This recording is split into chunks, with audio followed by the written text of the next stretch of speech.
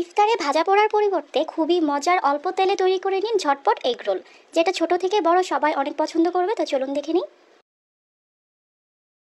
একটি মিক্সিং বলে প্রথমে আমি একটি ডিম ভেঙে দিচ্ছি। স্বাদ মতো সামান্য কিছু লবণ অ্যাড করে দিলাম। খুবই সামান্য পরিমাণ 1/4 চা চামচের মতো দিয়ে দিলাম বেকিং পাউডার। একটি হ্যান্ড উইক্স দিয়ে এইভাবে ডিমটাকে একটু মিশিয়ে নিচ্ছি।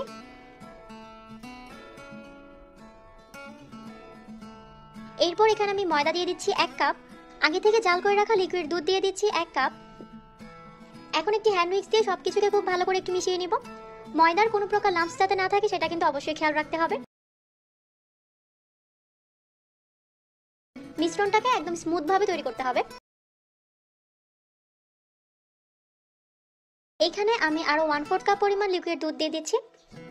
এই মিশ্রণে টোটাল দুধ লেগেছে 1 কাপ প্লাস 1/4 কাপ। এর কনসিস্টেন্সিটা ঠিক এরকম হবে।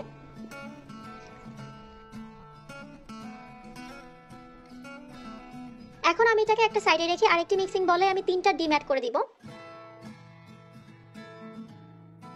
স্বাদমতো কিছুটা লবণ দিয়ে টমেটো কুচি অ্যাড করে দিচ্ছি প্রায় 1/4 কাপের মতো। 1/4 কাপ অ্যাড করে দিচ্ছি পেঁয়াজ কুচি। 2 থেকে 3টা কাঁচামরিচ এভাবে কুচি করে দিলাম। এরপর এখানে আমি 1 চা চামচ অ্যাড করে দিচ্ছি টেস্টি মশলা। আপনারা এখানে যে কোনো ব্র্যান্ডের টেস্টি মশলাটা ইউজ করতে পারেন। তাছাড়া এখানে টেস্টি মশলার বদলে আপনারা চাইলে চাট মশলাটাও দিতে পারেন। এখন একটি কাঁটা চামচ দিয়ে সবকিছুকে খুব ভালো করে একটু মিশিয়ে নিচ্ছি।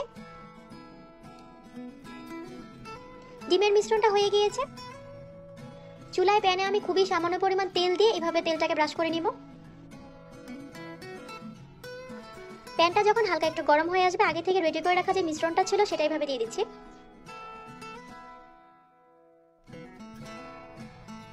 চুলার আঁচ একদম লোতে করে ঢাকনা দিয়ে ঢেকে এটাকে এক পাশ হয়ে যাওয়া পর্যন্ত অপেক্ষা করতে হবে।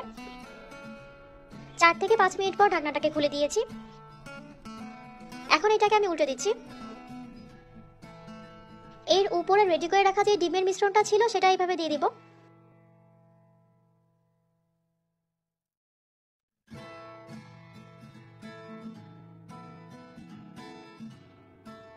এখন আবারও ঢাকনা দিয়ে ঢেকে চুলার আঁচ লোতে রেখে 4 থেকে 5 মিনিটের জন্য ওয়েট করব। দেখতেই পাচ্ছেন খুব সুন্দর একটি কালার চলে এসেছে। স্প্যাচুলা দিয়ে এভাবে আলতো করে প্রেস করতে হবে। হয়ে গিয়েছে। একইভাবে আমি সবগুলা রোল বানিয়ে নিব। এই পরিমাণ মিশ্রণে আমার 4টা এগ রোল হয়েছে। প্রথমে এইভাবে একটি টিস্যুর উপরে নিয়ে এটাকে এরকম রোল করে নিচ্ছি। এটা হালকা একটু গরম থাকা অবস্থাতে রোলটা করে নিতে হবে।